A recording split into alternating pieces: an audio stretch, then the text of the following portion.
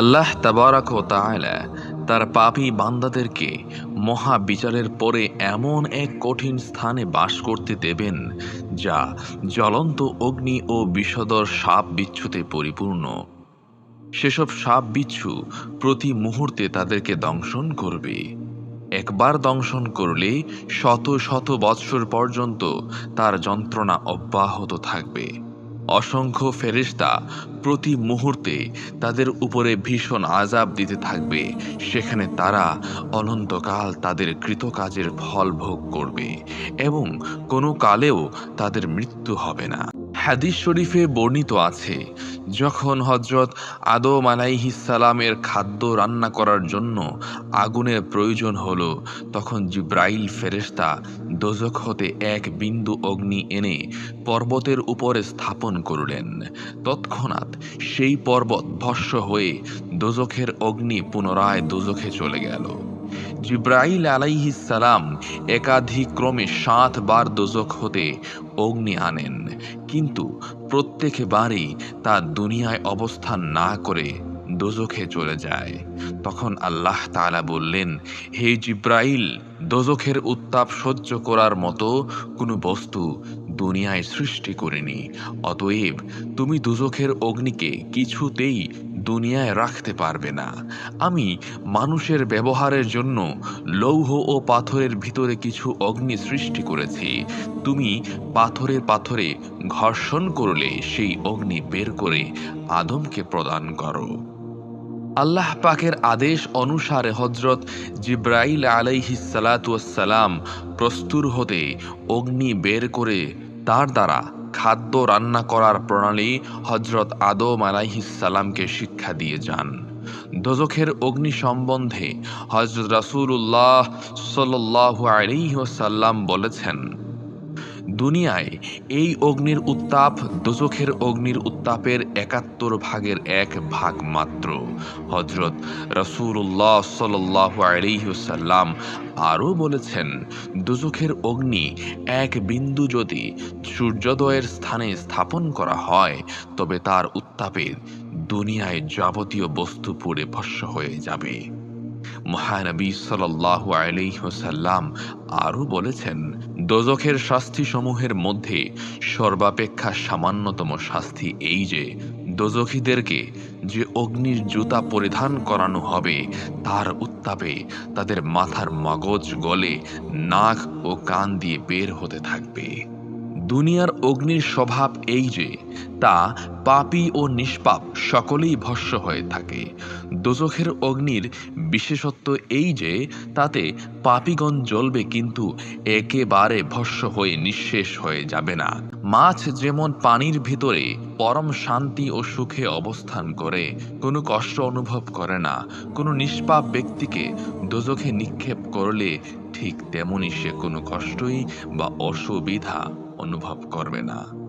এজন্যই দোজখের ভিতরে পাপীদেরকে শাস্তি প্রদান করার জন্য সেখানে যে কোটি কোটি ফেরেশতা অবস্থান করবে, দোজখে তাদের কোনো কষ্টই হবে না। দোজখের অগ্নির একটি বৈশিষ্ট্য এই যে, দোজখের অগ্নিকে পানির ভিতরে ডুবিয়ে রাখলেও তা নিভে যাবে না, বরং পানিই নিঃশেষ হয়ে যাবে। তবে আল্লাহর মহাব্বতে অথবা আল্লাহর শাস্তির ভয়ে মানবের চক্ষু হতে যে পানি নির্গত হয়, সেই পানির এক ফোঁটা দোজখে নিক্ষেপ করলে দোজখের অগ্নি তথা হতে সহস্র বৎসরের রাস্তার সমান দূরে সরে যাবে। কিয়ামতের দিন দোজখ ভীষণ তর্জন গর্জন করে বলতে থাকবে, হে দয়াল আল্লাহ, আপনি আপনার ওয়াদা পালন করে আমার উদর পূর্ণ করুন। আমি কোটি কোটি বৎসর আশা করে আছি যে পাপী জিন ও মানবের দ্বারা আমার ক্ষুধা নিবারণ করব।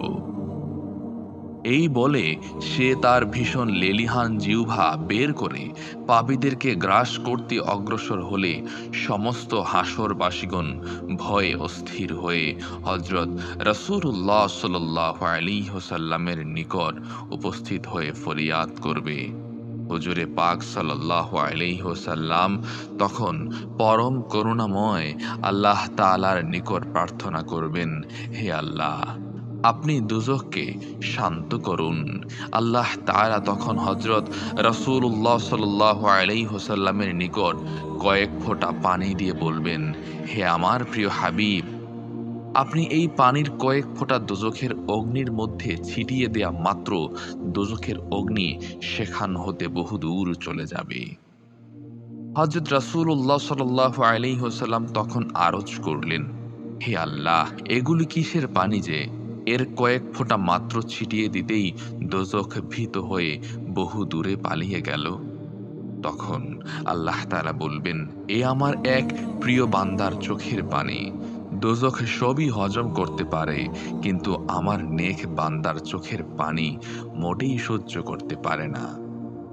একদা হযরত রাসূলুল্লাহ সাল্লাল্লাহু আলাইহি ওয়াসাল্লাম হযরত জিবরাইল আলাইহিস সালামকে জিজ্ঞেস করলেন, আমি মিকাইল আলাইহিস সালামকে কোনোদিন হাসতে দেখিনি, এর কারণ কি? তদুত্তরে জিবরাইল আলাইহিস সালাম বললেন, যেদিন হতে দোজখ সৃষ্টি হয়েছে সেদিন হতে মিকাইল আলাইহিস সালামের প্রাণে এমন ভয়ের সঞ্চার হয়েছে যে দিবারাত্রির মধ্যে একটি মুহূর্ত তার অন্তর হতে সেই ভয় দূর হয়নি। সেজন্যই সে কখনো হাসে না, বরং কোনো কোনো সময় সে জাহান্নামের ভয়ে কাঁপতে কাঁপতে একটি চড়ুই পাখির মতো ক্ষুদ্র হয়ে যায়। আল্লাহ ভালো জানেন। হযরত রাসূলুল্লাহ সাল্লাল্লাহু আলাইহি ওয়াসাল্লাম বললেন, হে জিবরাইল, দোজখের শাস্তির কিছু বর্ণনা করে আমাকে শোনান। জিবরাইল আলাইহিস সালাম বললেন, যে আল্লাহ আমাকে ফেরেশতা ও আপনাকে নবী রূপে সৃষ্টি করেছেন, আমি সেই সর্বশক্তিমান আল্লাহর কসম করে বলছি, দোজখের অগ্নি হতে একটি সূচের অগ্রভাগের পরিমাণ অগ্নি যদি দুনিয়াতে আনয়ন করা হয়, তবে এর উত্তাপে দুনিয়ার পশু পক্ষী, কীট পতঙ্গ, জিন মানব তথা প্রত্যেকটি প্রাণী মৃত্যুমুখে পতিত হবে। আর দোজখীদের শরীর হতে যে ঘর্ম নির্গত হবে তা হতে এক সরিষা পরিমাণ ঘর্ম যদি দুনিয়াতে আনয়ন করা হয়, তবে উহার দুর্গন্ধে পৃথিবীর প্রত্যেকটি মানুষ জ্ঞান শূন্য হয়ে পড়বে। দোজখীদেরকে যে সকল শৃঙ্খল দ্বারা বাধা হবে, তার একটি শৃঙ্খলের বোঝা দুনিয়াতে কোনো মানুষ তো দূরের কথা, একটি পাহাড়ও বহন করতে সমর্থ হবে না। লোহা, পাথর, মানব ও জিনগণ দোজখের ইন্ধন হবে। রক্ত অপুঞ্জ দোজখীদের পানীয় এবং জাক্কুম নামক এক প্রকার অগ্নিময় কণ্টক বৃক্ষ তাদের খাদ্য হবে। যদি একখানা বৃহৎ পাথর জাহান্নামের উপর হতে ছেড়ে দেয়া হয়, তবে সহস্র বৎসর যাবৎ অবিরত নিচের দিকে পতিত হয়ে তা দোজখের সর্বনিম্নে পৌঁছাবে না। দোজখের শাস্তির এই বর্ণনা শুনে রাসূল আকরাম সাল্লাল্লাহু আলাইহি ওয়াসাল্লামের শরীরের বর্ণ, জরদ ও মুখের চেহারা ফ্যাকাশে হয়ে গেল এবং তিনি আকুল হয়ে কাঁদতে লাগলেন। সর্বদাতা আল্লাহ তাআলা সর্বমোট ৭টি দোজখ সৃষ্টি করেছেন। এদের একটি অপরটির নিচে অবস্থিত এবং যেটি যত অধিক নিম্নে অবস্থিত তার শাস্তির পরিমাণও তত অধিক। যদি কোনো ব্যক্তিকে সর্বনিম্নে অবস্থিত ৭ম দোজখ হতে উঠিয়ে এনে প্রথম দোজখে নিক্ষেপ করা হয়, তবে সে নিতান্ত আরাম অনুভব করবে এবং মনে করবে যে এটাই বোধহয় বেহেশত। আল্লাহ তাআলা বিভিন্ন শ্রেণীর পাপীদের জন্য বিভিন্ন জাহান্নাম সৃষ্টি করেছেন। একদা হযরত রাসূলুল্লাহ সাল্লাল্লাহু আলাইহি ওয়াসাল্লাম জিবরাইল আলাইহিস সালামকে জিজ্ঞেস করেছিলেন যে দোজখের কোন স্তরে কোন শ্রেণীর পাপীগণ বাস করবে? তদুত্তরে জিবরাইল আলাইহিস সালাম বলেছিলেন, দোজখের সর্বনিম্ন স্তরের নাম হাবিয়া। দুনিয়াতে যারা নিজেকে আল্লাহ বলে ঘোষণা করেছিল তারা উহাতে বাস করবে। ষষ্ঠ দোজখের নাম জাহিম। যাবতীয় মুশরিকগণ যারা আল্লাহ ব্যতীত অন্যের উপাসনায় ব্যস্ত ছিল, কোনো বস্তু বা ব্যক্তিকে আল্লাহর সমকক্ষ জ্ঞান করেছে, তারাই এই দুজখে বাস করবে। পঞ্চম দুজখের নাম সাকার। যারা আল্লাহর মনোনীত ধর্ম পরিত্যাগ করে ধর্মান্তর গ্রহণ করেছিল, তারা এই দোজখে বাস করবে। চতুর্থ দোজখের নাম হুতামা। ইহাতে শয়তান এবং তার অনুচরগণ বাস করবে। এ কথা শ্রবণ করে হযরত রাসূলুল্লাহ সাল্লাল্লাহু আলাইহি ওয়াসাল্লাম এবং সাহাবীগণ কিঞ্চিত আশ্বস্ত হলেন।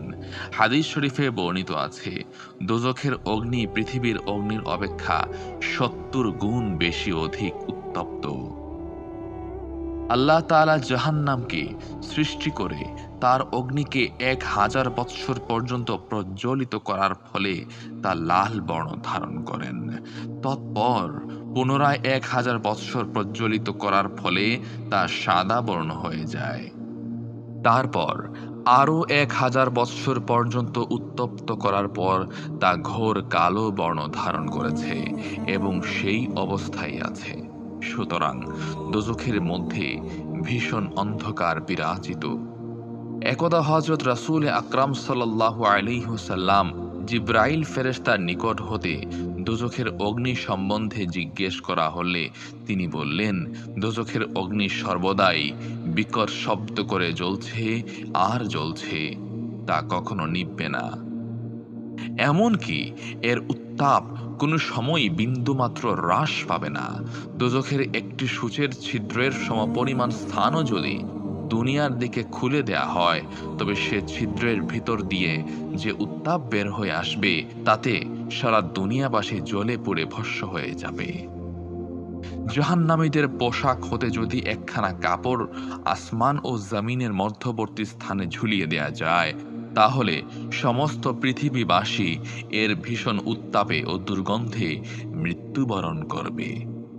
দোজখীদেরকে পায়ে যে বেড়ি পরানো হবে, উক্ত শিকলের সামান্য একটা টুকরা যদি দুনিয়াতে কোনো পর্বতের উপরে রাখা হয়, তবে তার উত্তাপে পর্বত পুড়ে ভস্ম হয়ে দোজখের অগ্নি সপ্তস্তর ভেদ করে পুনরায় দোজখে প্রবেশ করবে। দোজখের অগ্নির দ্বারা যদি কোনো ব্যক্তিকে পৃথিবীর পূর্ব প্রান্তে শাস্তি দেয়া হতো, তবে পশ্চিমের শেষ প্রান্তে অবস্থিত প্রাণীটাও উত্তাপে মরে যেত। দোজখের সর্বমোট ৭টি তলা বা স্তর আছে। আল্লাহ তাআলা কোরআন মাজিদে বিভিন্ন স্থানে দোজখের বিভিন্ন স্তরের ভয়াবহতা ও শাস্তির প্রকার সম্বন্ধে উল্লেখ করেছেন।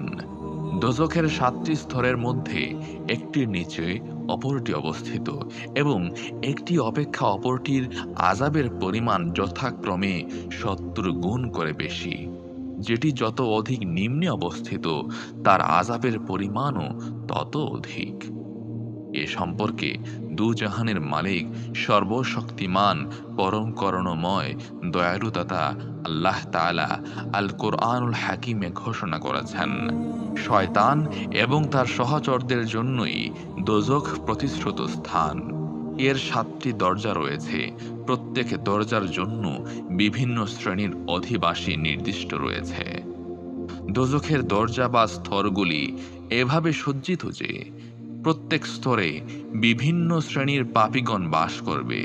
যেমন এক স্তর ইয়াহুদীদের জন্য, এক স্তর খ্রিস্টানদের জন্য, এক স্তর কাফেরদের জন্য, এক স্তর মুশরিকদের জন্য, এক স্তর মুনাফিকদের জন্য এবং এক স্তর পাপী মুসলমানদের জন্য নির্দিষ্ট করে রাখা হয়েছে।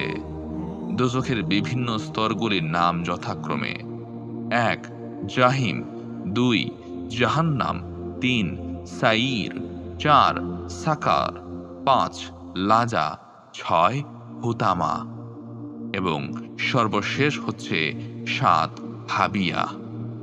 দোজখের প্রথম স্তরের নাম জাহিম। ইহার মধ্যে গুনাহগার মুসলমানগণ এবং যে সকল কাফের ও মুশরিক শিরক ও কুফরি করা সত্ত্বেও কোনো কোনো সময় কোনো কোনো বিষয়ে কোনো রাসূলকে সাহায্য করেছিল, তারা বাস করবে। অবশ্য কাফের ও মুশরিকগণ এতে অনন্তকাল বাস করবে, আর গুনাহগার মুসলমান নির্দিষ্ট মেয়াদ পর্যন্ত শাস্তি ভোগ করার পর হযরত রাসূলুল্লাহ সাল্লাল্লাহু আলাইহি ওয়াসাল্লামের শাফাআতে দোজখ হতে মুক্তি লাভ করে বেহেশতে প্রবেশ করবে। আল্লাহ তাআলা এ সম্পর্কে কোরআন কারিমে ঘোষণা করেছেন, নিশ্চয় তোমরা জাহিম দর্শন করবে, অতঃপর তোমরা নিশ্চয়ই জাহিমে প্রবেশ করবে, তখন আর উহা অবিশ্বাস করতে পারবে না। দোজখের দ্বিতীয় স্তরের নাম জাহান্নাম। এটা ইয়াহুদীদের চিরবাসস্থান। এ সম্পর্কে আল্লাহ তাআলা কুরআন মাজিদে বলেছেন, কিয়ামতের দিন আল্লাহ তাআলা ফেরেশতাদেরকে আদেশ করবেন, অবাধ্য কাফেরগণ জাহান্নামে নিক্ষেপ করো।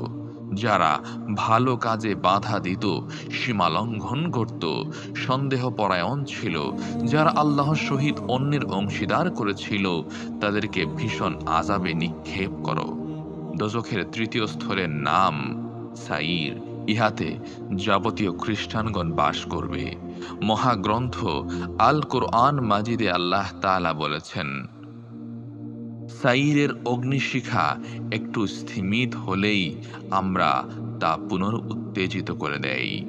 দোজখের চতুর্থ স্তরের নাম সাকার। চন্দ্র, সূর্য, গ্রহ, নক্ষত্র এবং দেবদেবীর উপাসকগণ অনন্তকাল সাকার নামক দোজখে বাস করবে। পঞ্চম স্তরের নাম লাজা। ইবলিস, তদীয় দলবল এবং অগ্নির উপাসকদেরকে এই স্তরে অধিবাসী করা হবে। ষষ্ঠ স্তরের নাম হুতামা। ইহাতে মূর্তি পূজকগণ অনন্তকাল তাদের কৃতকর্মের ফল ভোগ করতে থাকবে। এ সম্পর্কে আল্লাহ তাআলা তার কুরআনুল কারিমে ঘোষণা করেছেন, কখনো না, আল্লাহর কসম, সে এমন অগ্নিতে নিক্ষিপ্ত হবে যা চূর্ণ বিচূর্ণ করে ফেলে। আর আপনার কি জানা আছে সে চূর্ণ বিচূর্ণকারী অগ্নি কিরূপ? এটা আল্লাহর অগ্নি যা প্রজ্বলিত করা হয়েছে, যা শরীরের লাগা মাত্র হৃৎপিণ্ড পর্যন্ত জ্বালিয়ে দেবে। এটা তাদের উপর আবদ্ধ করে দেয়া হবে, সুদীর্ঘ স্তম্ভসমূহের মধ্যে বেষ্টিত হবে। আল কোরআন। দোজখের সপ্তম স্তরের নাম হাবিয়া। যাবতীয় নাস্তিক ও মুনাফিকদেরকে এখানে অনন্তকাল শাস্তি প্রদান করা হবে। আল্লাহ তাআলা তার পবিত্র গ্রন্থ আল কোরআন মাজিদে ঘোষণা করে বলেছেন, মুনাফিকগণ দোজখের সর্বনিম্ন স্তরের অগ্নিতে নিক্ষিপ্ত হবে। উল্লিখিত স্তরগুলির মধ্যে যেটি যত অধিক নিম্নে অবস্থিত, তার উত্তাপ ও আযাবের পরিমাণ ততই অধিক। প্রত্যেক স্তরের অধিবাসীদের জন্য বিভিন্ন প্রকারের আযাব নির্দিষ্ট আছে। কোরআন মাজিদে এ বিষয়ে বলা হয়েছে, কাফেরগণ অনন্তকাল দোজখের কঠিন শাস্তি ভোগ করতে থাকবে। উহা কখনো শেষ হবে না এবং বিন্দু মাত্রও কম করা হবে না। সুখ শাস্তির লেশ মাত্র তাদের জন্য অবশিষ্ট থাকবে না। তাদের প্রতি আযাবের কিছু মাত্র লাঘব করা হবে না এবং তারা সেখানে কারোর নিকট থেকে কিছু মাত্র সাহায্য পাবে না। লা ইয়ামুতু ফিহা ওয়ালা ইয়াহইয়া। সেখানে তারা মরবেও না, বাঁচবেও না। মৃত্যু তো তাদের হবেই না, কিন্তু বেঁচে থেকেও মৃত্যুর চেয়ে অধিক যন্ত্রণা ভোগ করবে। দোজখের মধ্যে একটি স্থান আছে, তার নাম জুব্বুল হুজুন। উহা একটি অত্যন্ত ভয়াবহ স্থান। হযরত রাসূলুল্লাহ সাল্লাল্লাহু আলাইহি ওয়াসাল্লাম একদা সাহাবাদেরকে বললেন, তোমরা জুব্বুল হুজুন হতে রক্ষার জন্য সর্বদা আল্লাহর নিকট প্রার্থনা জানাও। সাহাবাগণ জিজ্ঞেস করলেন, ইয়া রাসূলুল্লাহ সাল্লাল্লাহু আলাইহি ওয়াসাল্লাম, জুব্বুল হুজুন কি? মহানবী সাল্লাল্লাহু আলাইহি ওয়াসাল্লাম বললেন, দোজখের মধ্যস্থিত একটি ভীষণ গুহা। জাহান্নাম পর্যন্ত তারা আযাব হতে রক্ষা পাওয়ার জন্য প্রত্যহ 400 বার করে আল্লাহর নিকট আশ্রয় প্রার্থনা করতে থাকে। সাহাবাগণ পুনরায় জিজ্ঞেস করলেন, ইয়া রাসূলুল্লাহ সাল্লাল্লাহু আলাইহি ওয়াসাল্লাম, সেই স্থানের অধিবাসী কারা হবে? মহানবী সাল্লাল্লাহু আলাইহি ওয়াসাল্লাম বললেন, যে সকল কারি শ্রোতাদেরকে আকৃষ্ট করার উদ্দেশ্যে সুন্দর করে কোরআন পড়ে থাকে, তারা ওই স্থানে অধিবাসী হবে। দোজখের মধ্যে তিনাতুল খাবাল নামক একটি কূপ আছে। উহা ভীষণ দুর্গন্ধ, পুঁজ, বিষাক্ত কর্দমে পরিপূর্ণ। উহার পাড়ে 70 বৎসরের রাস্তায় সমপরিমাণ উচ্চ একটি পাহাড় আছে, তার নাম সাউদ। কাফেরদেরকে উক্ত পাহাড়ের চূড়ায় উঠিয়ে তথা হতে উক্ত কূপে নিক্ষেপ করা হবে। তো বন্ধুরা, পরবর্তী পর্বে আমি আলোচনা করতে যাচ্ছি দোজখের পানাহার সম্পর্কে। সে পর্যন্ত সাথেই থাকুন, পাশেই থাকুন। মা সালাম।